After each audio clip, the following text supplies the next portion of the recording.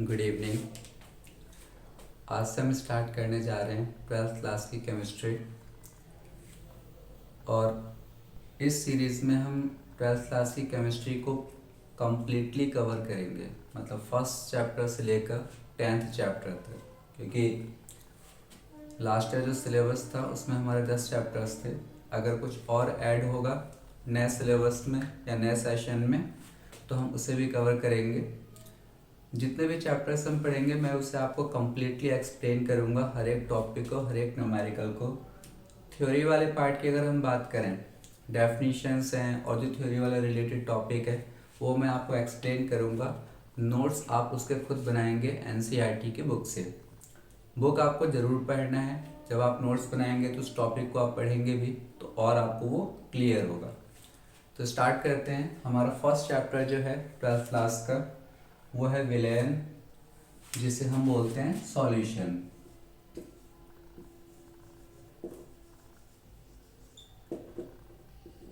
Solution chapter.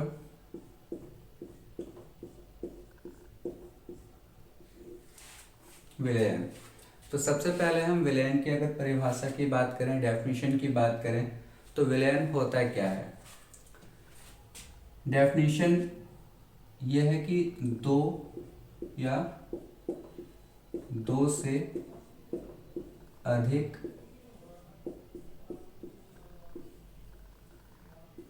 अवयव,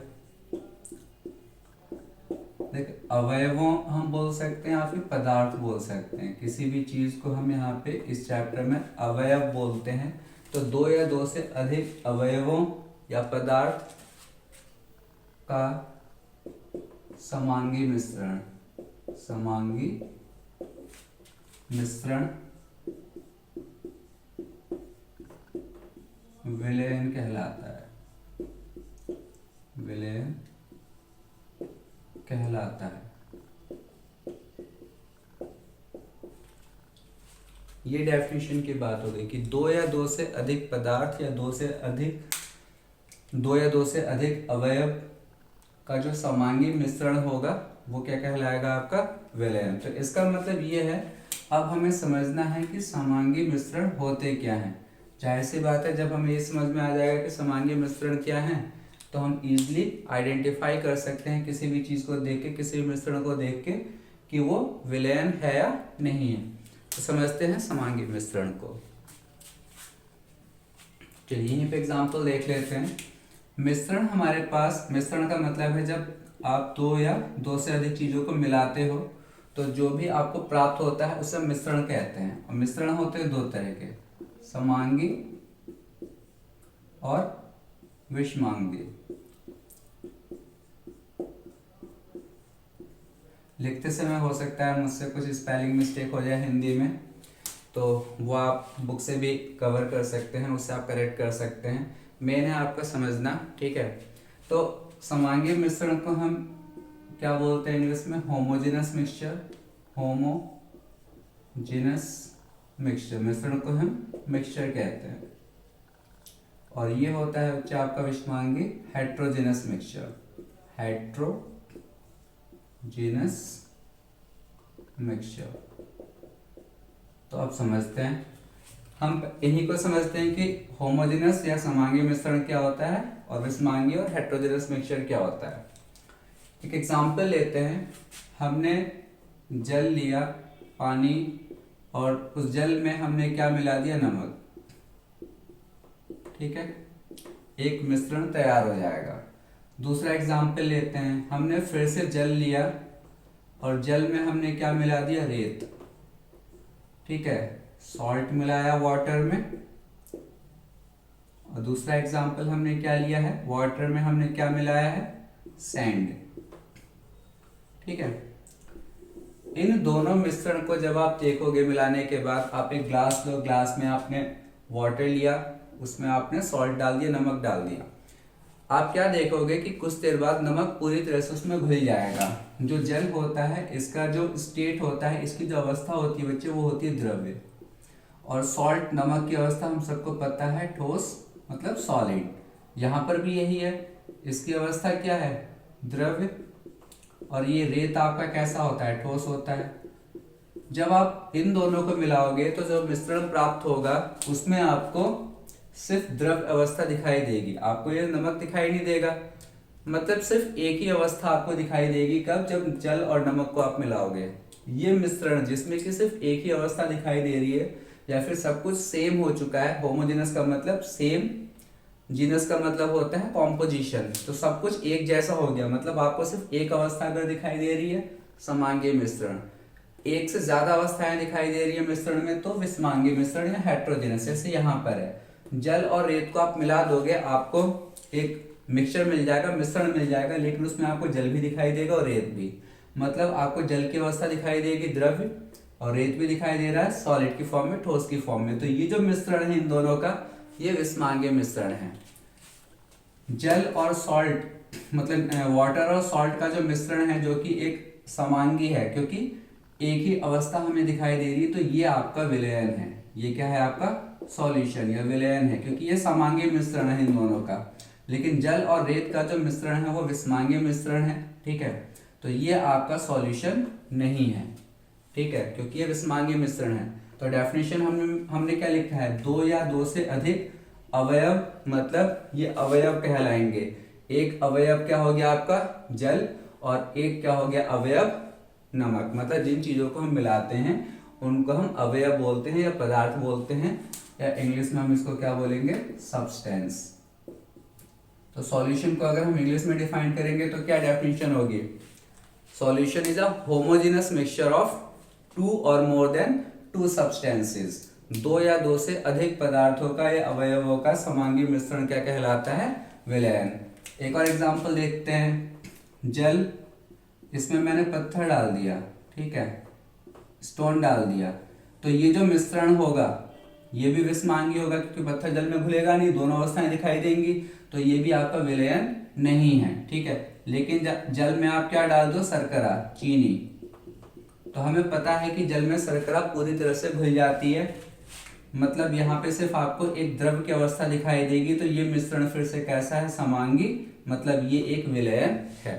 तो यहाँ तक बात हो गई कि विलयन की परिभाषा क्या है।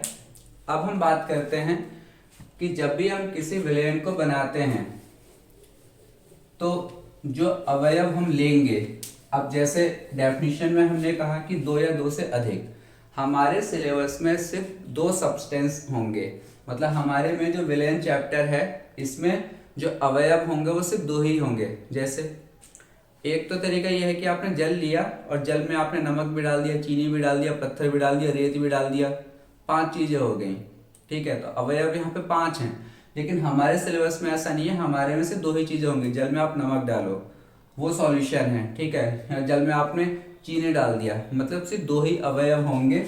ऐसे विलयन को हम कहते हैं द्विअंगी विलयन। द्विअंगी का मतलब जिसमें सिर्फ दो कंपोनेंट होंगे, दो अवयव होंगे, ठीक है। बाइनरी सॉल्यूशन कहते हैं इसे इंग्लिश में, बाइनरी सॉल्यूशन, मतलब सिर्फ दो चीजें होंगी, ठीक है। अब हमें पता है कि विलयन में दो चीजें होंगी, कम से कम दो तो होंगी। जो ज्यादा अवस्था में हम लेते हैं विलयन बनाते समय, जिस भी अवयव को हम ज्यादा मात्रा में लेते हैं उसे हम कहते हैं विलायक, जिसे हम इंग्लिश में कहते हैं सॉल्वेंट। और जो कम मात्रा में हम लेते हैं उसे कहते हैं विलय, जिसे हम इंग्लिश में क्या बोलेंगे? सॉल्यूट, ठीक है। विलायक अधिक मात्रा में लेंगे, अधिक मात्रा में, और ये कम मात्रा में, लार्ज क्वांटिटी, स्मॉल क्वांटिटी, ठीक है। ज्यादा क्वांटिटी में जो होगा विलय, जो कम क्वांटिटी में होगा, कम मात्रा में होगा विलय, सॉल्यूट। जैसे जल और नमक का जब आप विलयन तैयार करोगे तो जल आपका विलायक होगा, क्योंकि जल हम ज्यादा लेते हैं, पानी ज्यादा लेते हैं। नमक हम कम क्वांटिटी में लेते हैं, तो नमक वहां पे विलय होगा। इस पूरे चैप्टर में आगे जब भी हम विलायक की बात करेंगे तो विलायक के लिए जो हम टर्म इस्तेमाल करेंगे वो है कैपिटल ए। अभी मैं समझाऊंगा इसका मतलब क्या है। और विलय के लिए हम जो टर्म यूज करेंगे वो है कैपिटल बी। टर्म का मतलब जिस चीज से हम उसको दर्शाएंगे, दिखाएंगे, वो ये है। मतलब विलायक को ए से विलायक को ए से और विलय को बी से, मतलब सॉल्वेंट को ए से और सॉल्यूट को बी से। इसका मतलब क्या है, अब मैं एक्सप्लेन करता हूं आपको।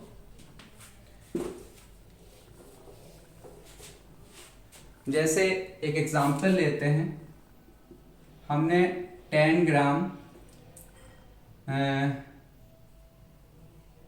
ग्लूकोज लिया। 10 ग्राम ग्लूकोज को 90 ग्राम जल में घोल दिया हमने, ठीक है, घोला गया तो एक विलयन प्राप्त हो जाएगा हमें जल और ग्लूकोज का। अब अगर मुझसे कोई कहता है कि इसमें जो विलय है उसकी कितनी मात्रा है, तो एक तो तरीका यह है कि मैं कहूं कि ग्लूकोज की मात्रा 10 ग्राम है, या फिर मैं इसे ऐसे दिखा सकता हूं WB में कह सकता हूं कि WB मेरे पास में 10 ग्राम है। कैसे? ग्लूकोज आपका क्या है, सॉल्यूट है, विलय है। विलय को हम बी से दिखाते हैं और उसकी जो दी हुई मात्रा है, पूरे आगे चैप्टर में जो न्यूमेरिकल्स हम करेंगे हम उसमें दिए हुए भार को या दी हुई मात्रा को W से दिखाएंगे, और बी दिखाने का मतलब है विलय की मात्रा।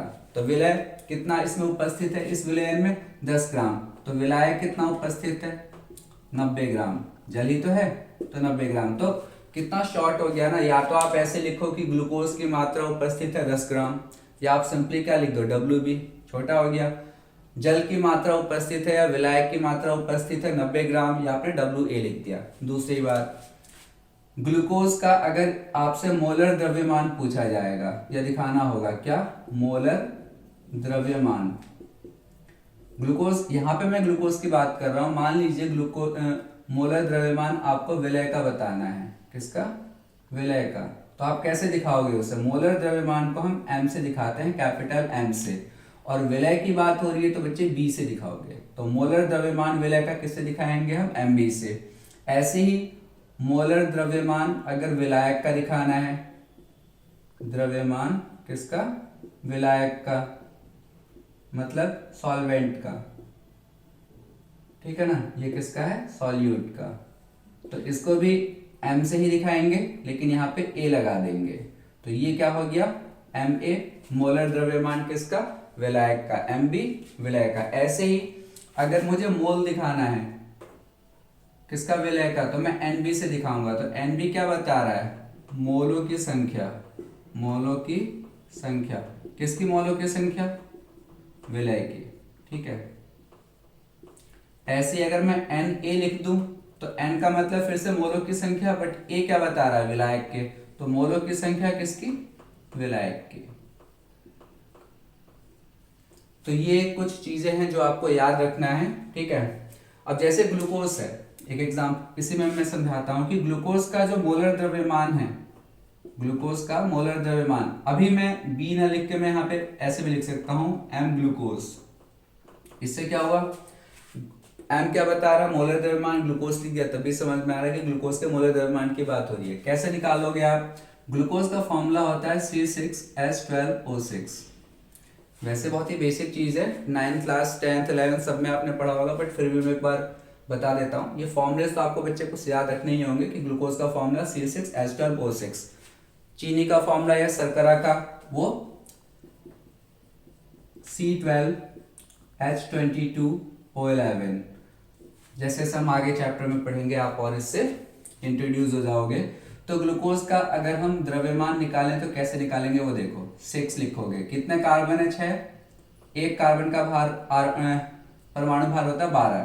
फिर आ जाओ हाइड्रोजन, कितना हाइड्रोजन है? 12। 12 लिख दिया। एक हाइड्रोजन का कितना होता है? 1। प्लस ऑक्सीजन कितने हैं? 6, और एक ऑक्सीजन का होता है बच्चे 16।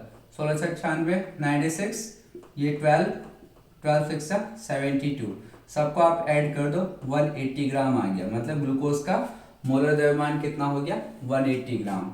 ऐसे ही अगर आपको जल का निकालना है, यहाँ पे आपका जो विलायक है वो जल है। अब जल का फॉर्मूला हमें पता है H2O। यहां से इसका निकलेगा कैसे? 2 हाइड्रोजन है, 2 × 1, एक ही ऑक्सीजन है, 1 × 16।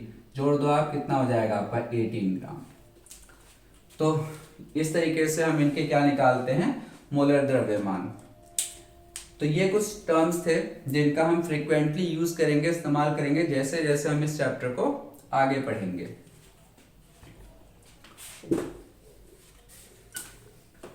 अब नेक्स्ट टॉपिक है इसमें विलयन के प्रकार।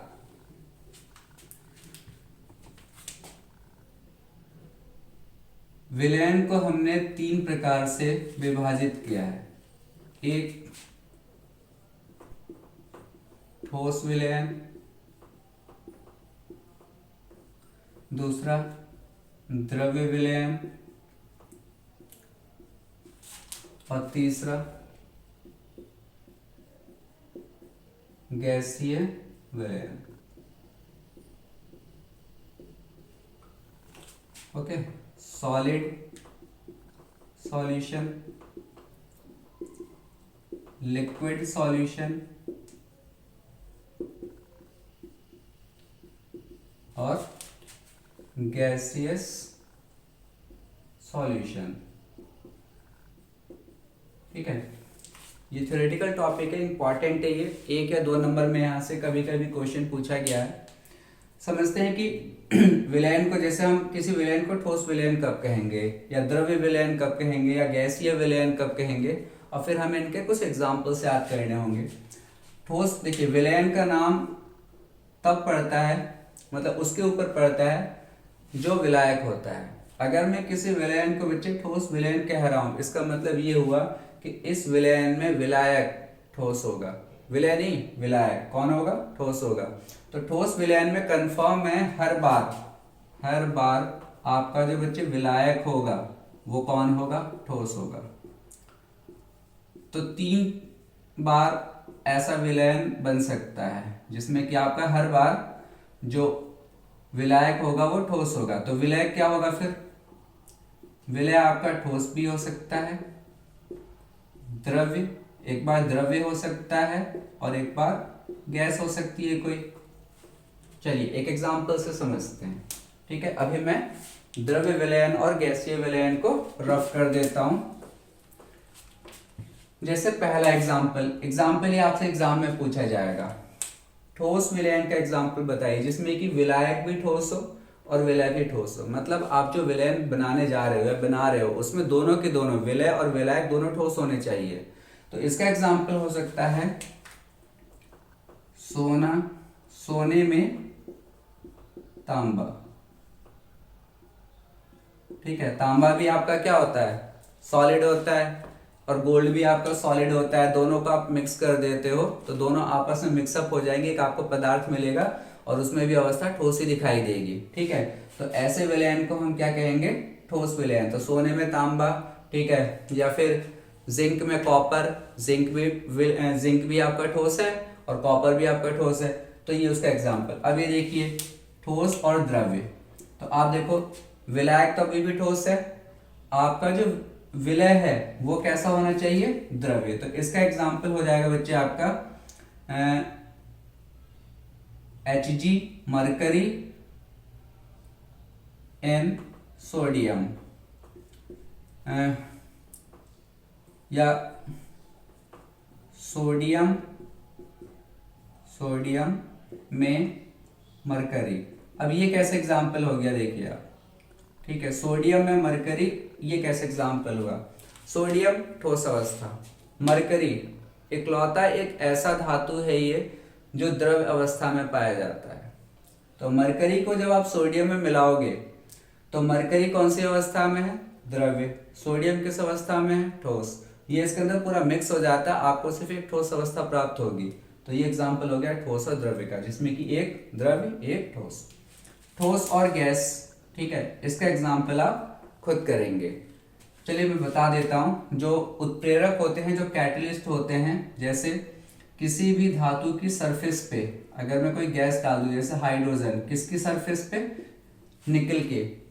निकल एक धातु है, उसकी सतह पे हाइड्रोजन गैस आके चिपक जाती है। तो हाइड्रोजन गैस तो आपको दिख नहीं रही, लेकिन गैस तो है ना हाइड्रोजन, किस पे चिपकी है? किसी ठोस पे। तो हम इसका एग्जाम्पल दे सकते हैं हाइड्रोजन ऑन निकल, या फिर निकल की सतह पे हाइड्रोजन। ये एनसीईआरटी में पूरी आपकी एक टेबल दी हुई है, आप उसे नोट डाउन कर लेना, उसे पढ़ लेना। मैंने जैसे आपको ठोस विलयन का समझा दिया कि ठोस विलयन में 3 बार आपका विलायक ठोस होगा और विलय आपके बदलते रहेंगे और आपको अलग अलग एग्जाम्पल से याद रखने हैं।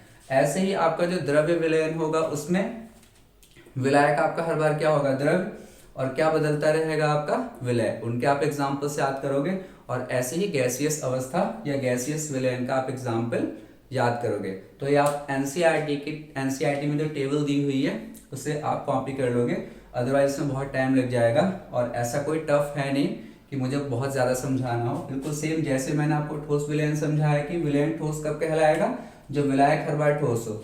द्रव्य विलयन कब होगा, जो विलायक हर बार द्रव्य हो। और गैसीय विलयन कब कहलाएगी, जब आपका विलायक हर बार क्या हो, गैस हो। ठीक है। इसके बाद का जो टॉपिक है वो सबसे इंपॉर्टेंट है, बल्कि देखा जाए तो आपका जो मेन चैप्टर स्टार्ट होता है वो यहीं से स्टार्ट होता है, जिसमें कि हमें न्यूमेरिकल्स को डिस्कस करना है। और टॉपिक है हमारा विलयन की सांद्रता,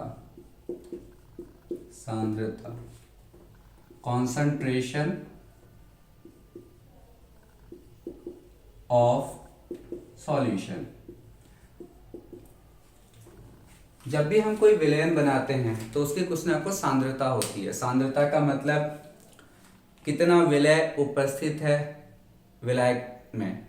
अब इसको समझाने के दो तरीके हैं। एक तो हम इसको कॉन्सेंट्रेशन बताने का एक तो तरीका ये होता है क्वालिटेटिव, और एक होता है बच्चे क्वांटिटेटिव। क्वालिटेटिव जिसे हम हिंदी में गुणात्मक कहते हैं, गुणात्मक। और ये क्वांटिटेटिव मात्रात्मक। मतलब किसी विलयन की जो सांद्रता है वो दो प्रकार से बताई जाती है, क्वालिटेटिव तरीके से, क्वांटिटेटिव तरीके से। क्वालिटेटिव गुणात्मक मतलब, एक एग्जांपल देते हैं। आपने पानी में चीनी मिलाया, ठीक है, विलयन तैयार हो गया। आपने उसे टेस्ट करके देखा, पी के देखा, और आप कहते हो बहुत ही मीठा है ये तो विलयन। अब वो विलयन बहुत मीठा है, इसका मतलब क्या हुआ, मतलब हमने चीनी बहुत ज्यादा मिलाया है, ठीक है ना। तो एक तो तरीका ये हुआ, हमने सांद्रता बता दी किसी को कि हमने जो ये विलयन तैयार किया है ये बहुत मीठा है। तो उससे सामने वाले को क्या समझ में आया, मीठा है, मतलब जो चीनी इसने मिलाया होगा, जो विलय मिलाया होगा वो काफी ज्यादा मात्रा में मिलाया होगा। लेकिन अगर कोई कहता है विलयन तैयार करने के बाद, पानी में चीनी मिलाने के बाद, कि काफी फीका है, मतलब ज्यादा मीठा नहीं है, फीका है, इसका मतलब ये है हमने चीनी कम मिलाया है। तो इससे आपको सिर्फ ये पता चला कि गुण क्या है उसका, मतलब कम या ज्यादा। अब यहां से दो चीजें आती हैं बच्चे, एक तनु और एक होता है आपका सांद्र। जब आप विलय को ज्यादा मात्रा में मिलाते हो विलय को, तो आप कहते हो जो आपका विलयन बना है वो सांद्र है, मतलब काफी कॉन्सेंट्रेटेड है। कैसा है, कॉन्सेंट्रेटेड। लेकिन जब आप विलय कम मिलाते हो, जल की मात्रा अधिक होती है या विलायक की मात्रा अधिक होती है, तब हम उस विलयन को कहते हैं तनु। मतलब अगर आपका विलयन फीका है, ठीक है, मतलब जल की मात्रा अधिक है, तो आप कहोगे आपका जो विलयन है वो तनु है। और मतलब डाइल्यूट है, इंग्लिश में इसको हम क्या बोलते हैं, डाइल्यूट। तो डाइल्यूट सॉल्यूशन है, तनु सॉल्यूशन में आपके विलायक की मात्रा अधिक होती है, विलय की मात्रा कम होती है।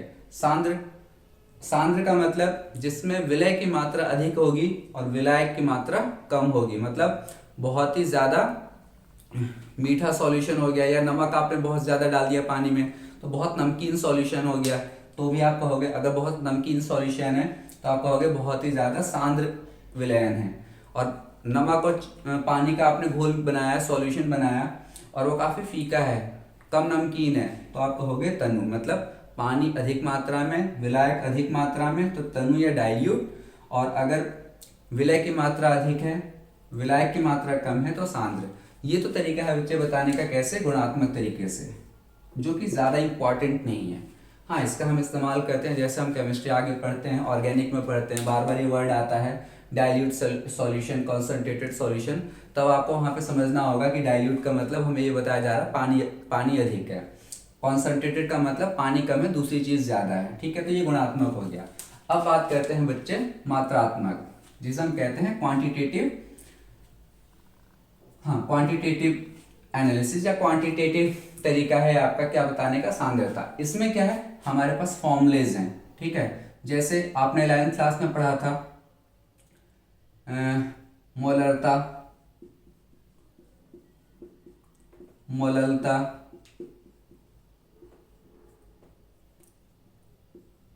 मोल प्रभास,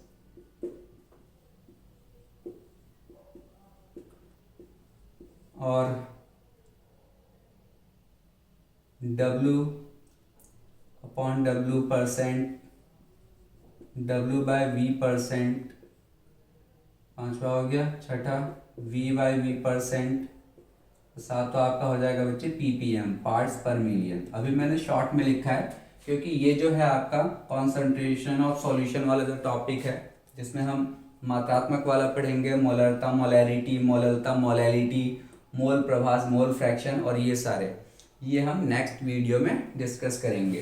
तो यहाँ तक आप एक बार बुक से अच्छे से आप नोट्स बना लो, एक बार सही से आप इसे पूरे को पढ़ लो। कल का जो टॉपिक होगा हमारा वो ये होगा, और यहाँ से 3 मार्क्स का क्वेश्चन बोर्ड एग्जाम में जरूर आता है, तो इसे हम सही से डिस्कस करेंगे, सब कुछ आप लोग को क्लियर होगा। Thank you.